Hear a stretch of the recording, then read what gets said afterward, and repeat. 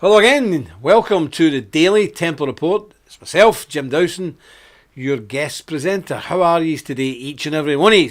I hope you're well. Excuse my appearance, I've been outside in the pouring rain and bits and bobs with a builder, and then somebody stole the brush that normally sits at the mirror in the priory. Don't know where it is, so I had to come on the way I am. I hope you do forgive me. That's where it is. Now we have today Mr. Griffin with us. Are you there, Mr. Griffin? I am Mr. Dawson. Oh, very yes. good. We're going to get to him today. He's got some many good stories which are very important and things you should know about, because you get the truth from us, not some pencil neck weird fantasy world where they can change the world overnight, even though they're frightened to come out of the house. I'll just tell you a wee quick tale. There's a guy on one of these big YouTube things saying, Templar's a load of nonsense. Capes won't do it. This guy, he's a young guy, very aggressive, very knows everything. Then I looked into him. He hasn't been out of his house in 10 years. He's got agoraphobia or something, but he's going to take over the world. Complete imbecile. Fascinated by Jews and all that stuff. So there we are. Now, just before we start today, I want to read you a wee bit. Let me see now. Yes, let me read this. So we're in Proverbs chapter 28, verse 4. They that forsake the law praise the wicked, but such that keep the law contend with them. Evil men understand not judgment, but they that seek the Lord understand all things. Wonderful bit of scripture there. And we know the Lord will add his blessing to this, the public reading of his inerrant, inspired and infallible word. Amen. Now, before we get into this today, I wanted to read you a wee bit of this. Okay. I want to read you a wee bit of this. The book, Do's Vault, and it's in the chapter Be a Man. It's on page 274, and it's called Getting Things Done. Right, are you sitting comfortably? Are you sitting comfortably, Mr. Griffin? Oh, yes, indeed, okay. Mr. Dawson. Very comfortable. Right, I'll read this because it's very good, I think. A simple tip to genius status is to get yourself organised.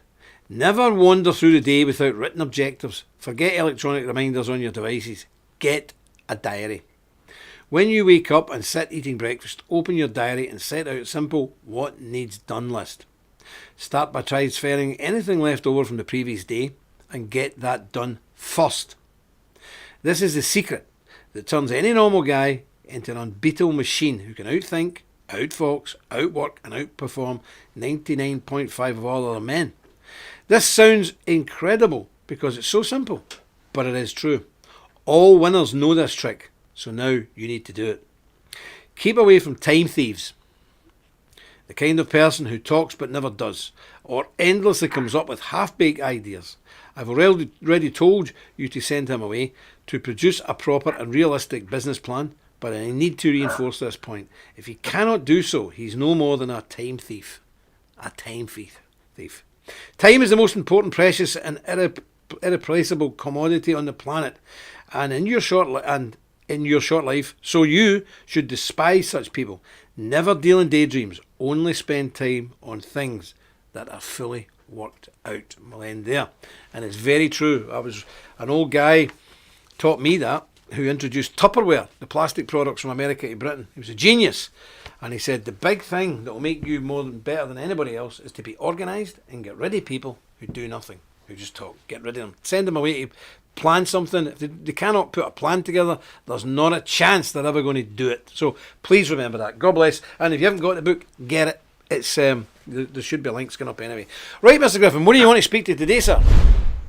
Well, first of all, Jim, a quick thing for the techie. I was just looking at the Purge TV chat there, and Barky Burker's saying that Purge is tearing up, so he's going to try YouTube, because Purge is frozen. So perhaps techie can have a look at that while we're speaking. What I wanted to talk about, first of all, Jim, a number of things, actually. Some bit of bad news, possibly, but also some real good news. The bit of bad news, first of all, for the United Kingdom in particular, although I know it will also interest a lot of our American watchers and so on, particularly because they also believe that Brexit was the right thing for Britain. And as you know, is it going to be on? And then it was, then it wasn't. Then it appeared to be, we're going to get something. But the last couple of days, there's this extraordinary civil war going on within the Conservative Party in number 10 Downing Street. And yesterday, Lee Keynes, who was the director of publicity there, resigned. He was one of the main architects of really pushing for the Leave thing within the Tory party. And it's just been announced that Dominic Cummings, who's the other one, he's also resigned, packed his bags and walked out. So the Leavers have just left Downing Street. And it's not really explained why. It's just sold on the idea that Carrie Symonds, who's Johnson's girlfriend, semi-wife, baby mother, whatever, she's now running the show. And so she's bringing a softer, feminine touch and all the rest of it. And things are going to be softer and less aggressive towards the EU. So even if Johnson was planning to go through with a real Brexit, but to argue and negotiate really hard with the EU and get a decent deal for Britain, then the last thing you would do if you were planning that would be to signal weakness and surrender by what's just gone on. So the signal I would say has just been given out is that Britain's open, Johnson is open for a fudge, for a betrayal, to backstab the Brits. And if in particular it was the English who really voted for Brexit. Well, if the English don't like what they're about to get, they can't do anything about it because they're all locked down. And they've got used to the idea that when the government, against the law, when the government issues a decree which is not legal, which says that you can't go out of your house, people are used to obeying that decree. And the police are used to cracking the heads of people who don't obey that decree. So it's a very dangerous moment, I think, for Britain and Brexit. And if anyone thinks that Johnson, who of course was a Remainer to start with, he actually wrote 2 speeches out, whether he was going to go for the Remain or the Leave side. So he's in it purely for himself. Something's now changed. He is already unelectable because of the appalling way he's handled the COVID thing, the way he's crushed the economy, angered so many people. He's already unelectable. So what's to stop him now simply betraying us also on Brexit, taking a big fat handshake from the EU and walking away into the sunset? I think we're very close. I'm not saying that's where we are, it's going to happen, but I think it's now a real risk. And what's just happened in number 10 makes it look all too real indeed to me. Well, remember, we called it from day one, from years ago, and I'm on record publicly having videos saying, I still don't think ever Brexit will happen. They will cause a war. They will actually cause a war with Russia or somebody, or they'll cause a civil war rather than leave the EU. Because if Britain leaves the EU is finished. The biggest experiment in the history of mankind is over. It's finished. And they will do anything. So, again, I did predict this would never happen. Maybe the whole COVID is all about stopping Brexit, because that would stop the EU in its track, which is about the 3rd biggest power bloc on the planet. So you've got America, China, EU. So if somebody was going to break up America or China, they would resort to anything. And I think the EU is the same. Well, certainly COVID has been very, very useful. Everyone admits, even the Democrats admit, that Trump would have won by a country mile, regardless of all the fraud, had it not been for COVID and the mainly Democrat-promoted lockdowns, which did so much damage to the economy. So they've used COVID to try to push towards a coup in the United States. So it's logical that they would use COVID to try to push towards a coup against the British people, which is what a rejection of Brexit would be. So I think so. But moving swiftly on, interesting, or a good way to slide into the next one, Jimmy mentioned war. So let's talk about a real shooting, fighting war which has been going on and had the potential at one stage to get a lot bigger. And that's the trouble on the edge of Armenia, in the Armenian province of Nagorno-Karabakh. And I've got a shocking video which I want the techie to show now. This shows Turkish and Azeri troops. It's described as smashing up Christian monuments. I actually think, looking at one clip, Jim, that this is smashing up a Christian graveyard. But if we can, have we got this ready to go up now? I think so, yeah. Yes. Okay.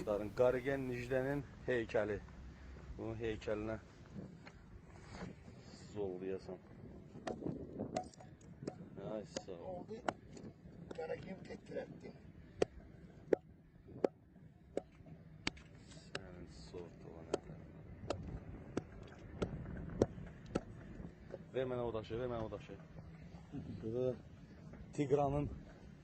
Tigran'dı, ne bileyim, ne grandı.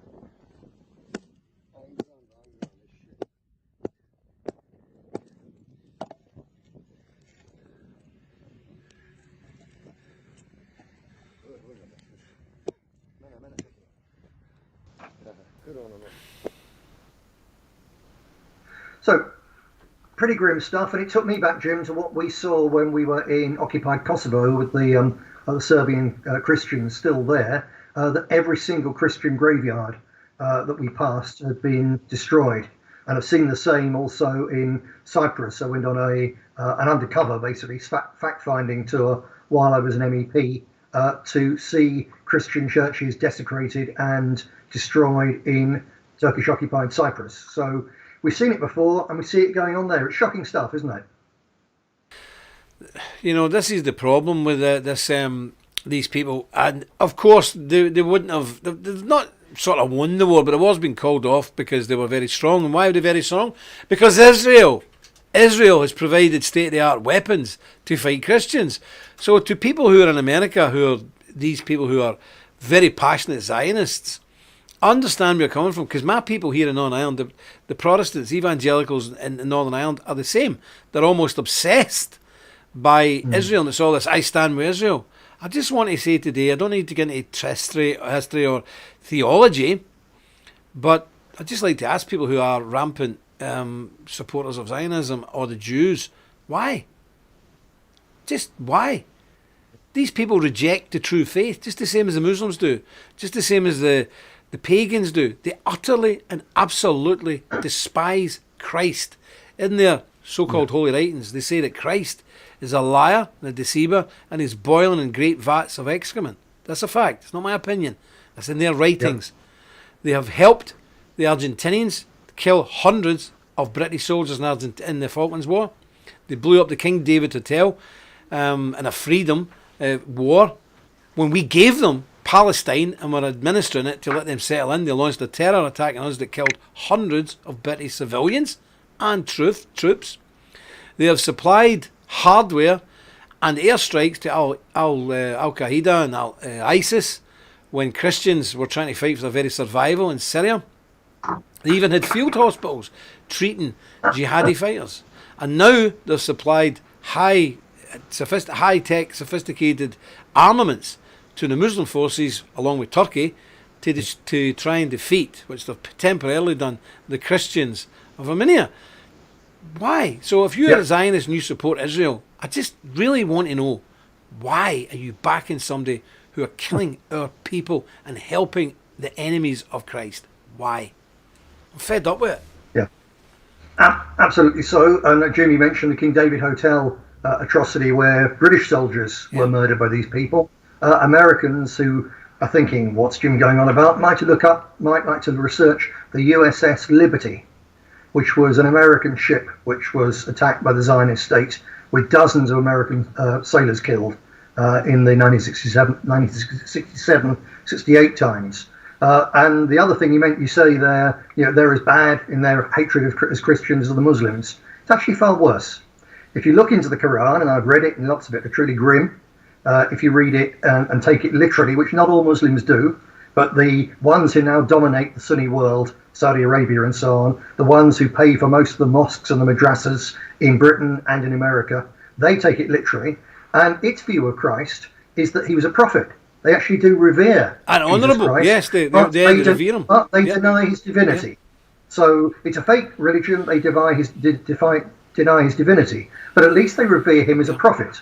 Whereas in their holy book, whereas the Talmud, the holy book of the majority of modern Jews, and most of them aren't religious at all, actually, but that's the thing which sort of underlies their culture in many, many ways. The Talmud, as you say, describes Jesus as being boiled alive in excrement forever.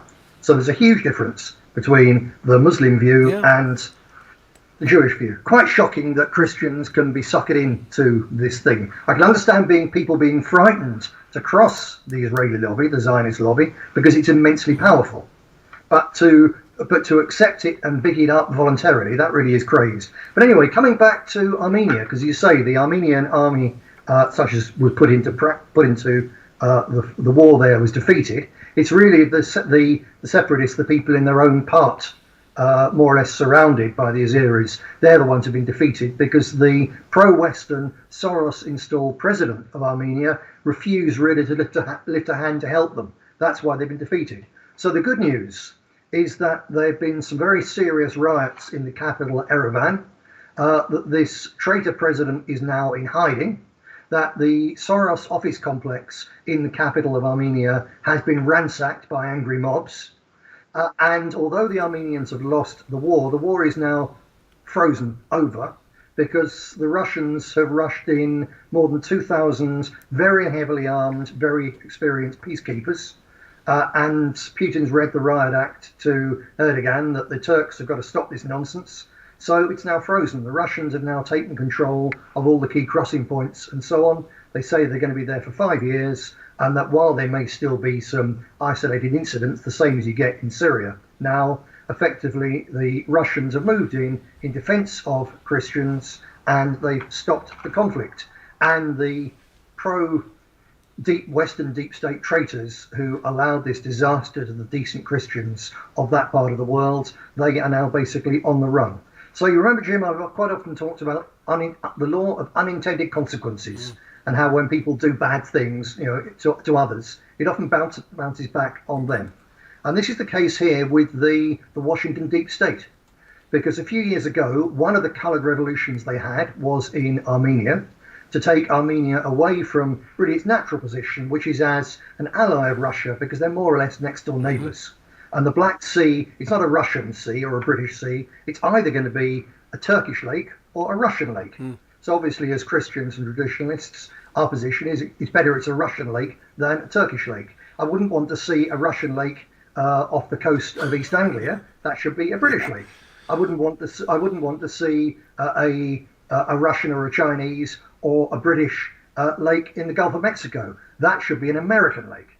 But the Black Sea area is Russia's natural proper sphere of influence, and Russia just got it back because the deep state in Washington have been so busy for the last few months, so focused on having a coloured revolution against the American people and against Donald Trump, that they've lost one of their own coloured revolutions halfway around the world. So that's a piece of good geopolitical news. Amen. Aye, yes, yes. Amen. I'll just get this notice board turned so I can see some of the comments up there, because I don't see them.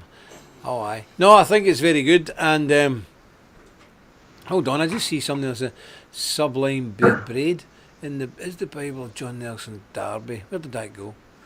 I just seen something. I always when I see that name, John Nelson Schofield Reference Bible, widespread in Northern Ireland. No, thankfully not. Thankfully not. But the influence of the dispensationalists through John Nelson Darby has came back to Northern Ireland through fundamentalist Christianity, i.e. the Free Presbyterian Church, which is the church founded by Reverend Ian Paisley.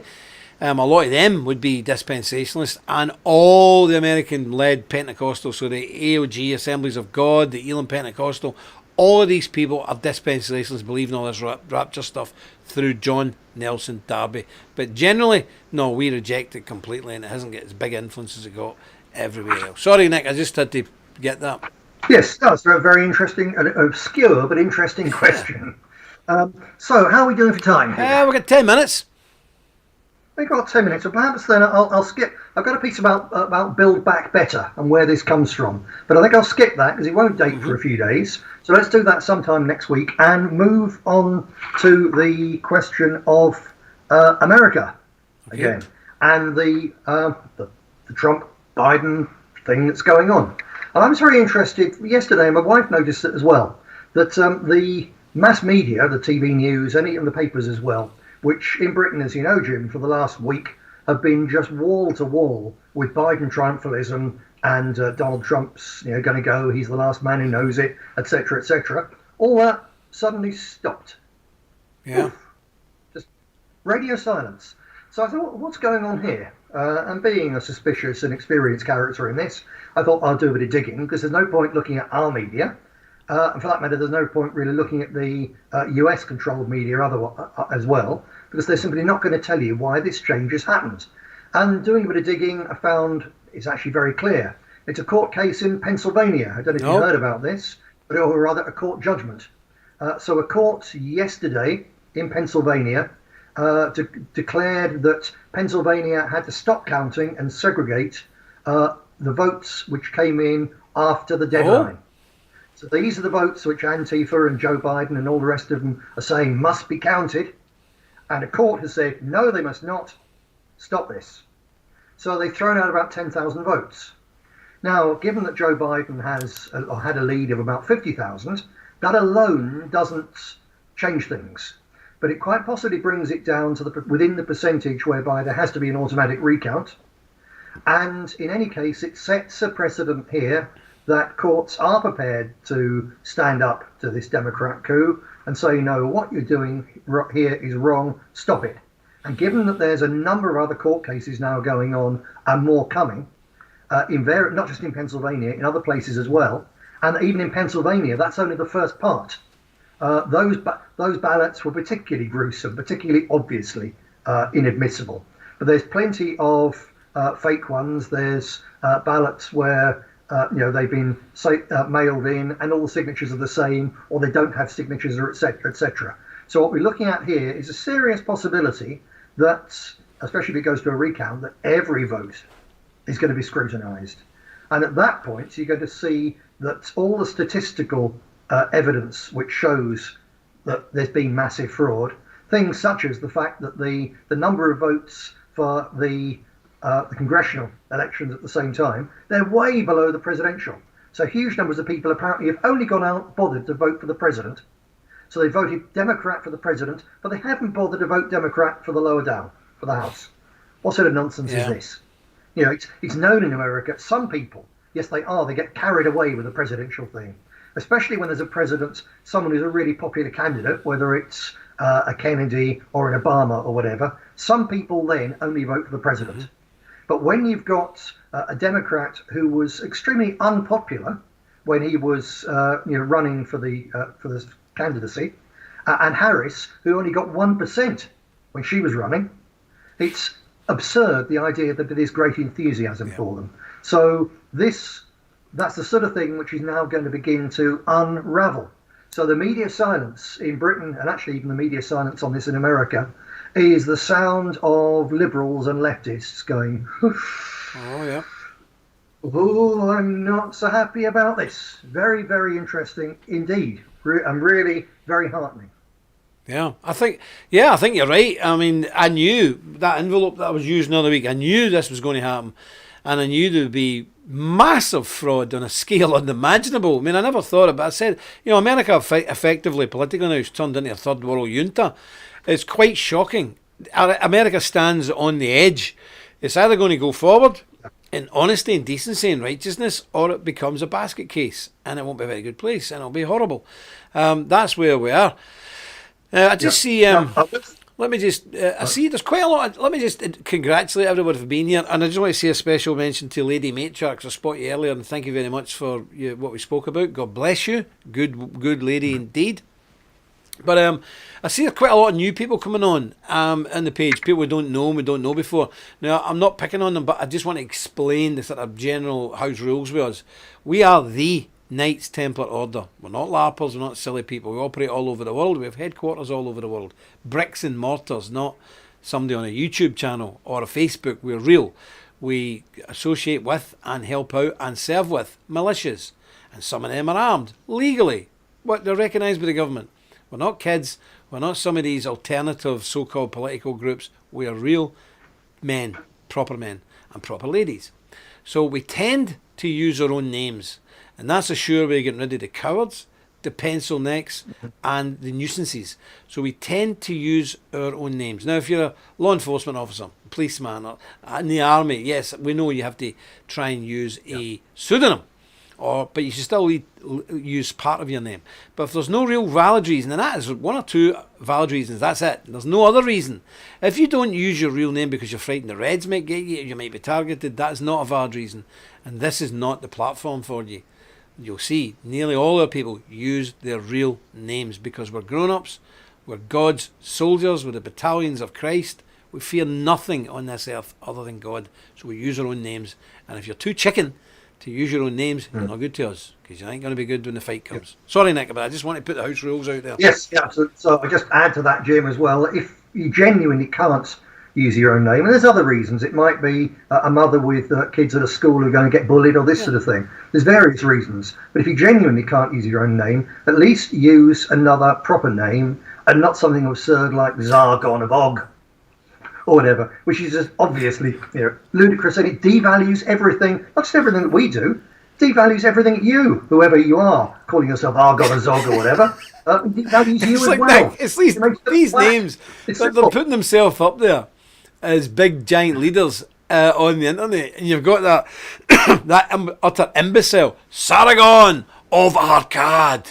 You've got the other guy, you've got the one, Morgoth Penguin. What the hell? These are grown men, and people keep saying, set me up with these guys. I went, I ain't talking to these people. I'm not talking to a 35 or 40-year-old grown-up who calls himself the Penguin or Sargon of Akkad. I ain't doing it. I'm not doing it. It's bizarre, isn't it? I mean, Sargon of Akkad is one of the Ayn Rand libertarian crackpots. And actually, the other one, the Penguin one, I quite like it. That's good. He's good. Straight-speaking, decent Geordie, but why on earth are you such a... And what he says is good. Why use a ridiculous name? I don't get it. But there you are. Perhaps we're too old, Jim. No, I'll tell you what it is, and I don't want to be too crude, because they have the testicles like peas. That's what's wrong with them. There's nothing to them, and they couldn't stand a gust of wind. Now, stuff's good, but stuff's good as long as he's anonymous and nobody knows who he is, but he ain't got... You know what I'm talking about. He's got nothing. As they say in America, he ain't got the cojones to put his face out there. How on earth can you lead men if you don't put your face and your name out there? How are men supposed to lead you? Who do they even know the Penguin is, or Sargon of Akkad? How can you be a commander of men if you're too terrified to put your name and your face out there? Go away and bake cakes, for goodness sake. Yeah. It's very easy to be hardcore and principled and to tell the truth when your name ain't attached to it. And when you walk out of your door, no one knows who you are. You know, people can take it from me, they can take it from Jim as well, that when what you say is attached to your face and your name and everyone knows who you are, that takes a bit more. Right. So I guess that's why some can't. Anyway, it's enough of knocking other people. Sort of, wait a minute, hold on, just wait a wee minute. I've seen somebody comment there. William Levange Sands saying, now's not a time for infighting. Oh yes it is, and it's not infighting because these folk aren't in the camp, they're out of the camp. If you're too chicken to use your name, you can lead nothing, you can't even lead yourself because you're a coward. So Mr. Levange, it's not infighting. We're just trying to call these cowards out for the cowards they are. So it's not infighting, it's trying to shame these people into becoming men, okay? Right, sorry Nick, yes. Because there's a simple solution for Morgoth. Who, as I say, I like what he says. Come out and put your name to it. That's it. That'll do. And then we're then on the same level. So moving on from that and coming back to the American election for a minute. Just a word of caution for Americans now thinking, the Democrat lead, the victory, it's all about fraud and so on. So it's all going to get overturned. No, it's not all about fraud. Fraud has topped it up. I've seen this. I am the expert within nationalist political activism in the entire English-speaking world on fighting elections and especially collecting postal votes, because we did it, our opponents did it. And there was a lot of jibes directed at the Biden camp, especially in the later stages of the campaign, that Trump has got these enormous rallies and Biden's turning up to just a handful of people. And they're saying, oh, Biden's got no support. Completely wrong. Biden had an army of supporters, but while the Trump ones were all there at the rallies, which if the mass media had reported on them fairly would have been very effective, but while they were there, Biden's supporters weren't in his rallies, they were knocking on doors. And they were going around getting people to register to vote. And then in the last couple of weeks, they were going around collecting votes. Because even when your supporters have got a postal vote, I've done it time and time again, knocked on a door, and when we were working postal votes hard, we have on your sheets of paper, you have it all set out, and you've got 5 visits. There's columns for 5 visits to each house. And if they're out or they don't answer the door when you knock once, you record it that they're out with an O, and then you go back the next night, and you record what time you went. You go back at a different time until you catch them in. And when you catch them in, time and time again, they say, oh, great to see you. You say, have you voted yet? And they say, oh, no, I haven't. Oh, where's your vote? Oh, I don't know. Or they say, oh, it's on the mantelpiece behind the clock. And that's where the activist in you says, look, please, don't leave it behind the clock, because you guarantee with 30% of them, they'll leave it behind the clock until after polling day. It's too late. So you say, look, please, do it now. It'll take 2 minutes.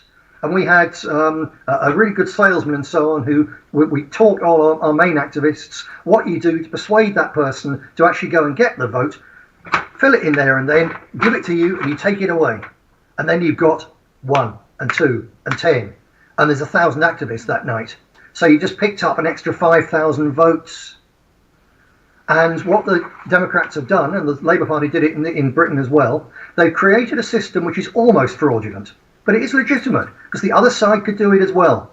But they've created a system which they can exploit and use, and they work it to the max. And an awful lot of those presidential votes for Biden, they're not fraudulent, they're just Democrats taking things absolutely to the edge of a system that they designed and implemented to get their people elected. So it ain't over yet. So the victory in Pennsylvania in the court there, it's a good little start, but it's not enough. I'd just like to finish off today, Jim, by saying that tomorrow in Washington, D.C., there's the Million MAGA March, the latest protest. Should be the first really big protest on behalf, not just of Donald Trump, but the 70 plus a million Americans who voted for him. And if you're anywhere near Washington, D.C., and you're one of our people, please change whatever plans you had tomorrow and get there. And if you're too far away to get there, then change whatever plans you had for this evening and spend time on social media working to push people to get along there and get involved in these demonstrations for Trump, for American freedom and the survival of America. I quite agree. I fully agree, Mr. Griffin. We're really at a tipping point, and my heart goes out to the people of America. But now with all these people leaving the government in Britain, we're going to get stuffed on the Brexit. As I've always said, it's never going to happen. They'll cause a war first. And you've got to understand, people, these folk who are up against us and up against you guys in America, these people have no honour whatsoever. They are dishonest, they're dishonourable, and they are motivated by satanic hatred of everything good, everything righteous and everything nice. They're using the African Americans, they're using the ethnic people to push their agenda, but they have no love for those people either.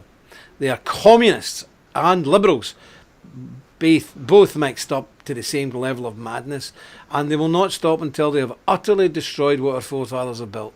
So may God be with each and every one of these, and let's keep praying, because prayer's powerful. It does work. Some folk who are not Christians laugh at that. Nothing to laugh about. Prayer is a powerful weapon, so you get praying. And if any action you need to do, get out, get motivating people, get people stirred up, and encourage people, because it's very easy to become discouraged with these terrible things. Don't be discouraged. God's in control. He was in control before the election. He's in control after the election. Don't be discouraged, my friend. Just keep at it, and keep at it until we get fairness restored and justice restored. And it will be. So that's all from me. Mr. Griffin, thank you for a most enlightening talk today. We'll have you back on during the week. Thanks, Nick. I'm going to be here, if the good Lord spares me, on Sunday for the Templar Sunday service. And I'd like to welcome everybody there and the families to come in and see. And let's worship God in spirit and in truth and in love. That's all from me. I wish you all a very nice, calm, peaceful, lovely, spiritual and happy weekend. And I shall see you on Sunday DV. But until then, remember, stick close to God. You won't go far wrong. Dus Volt.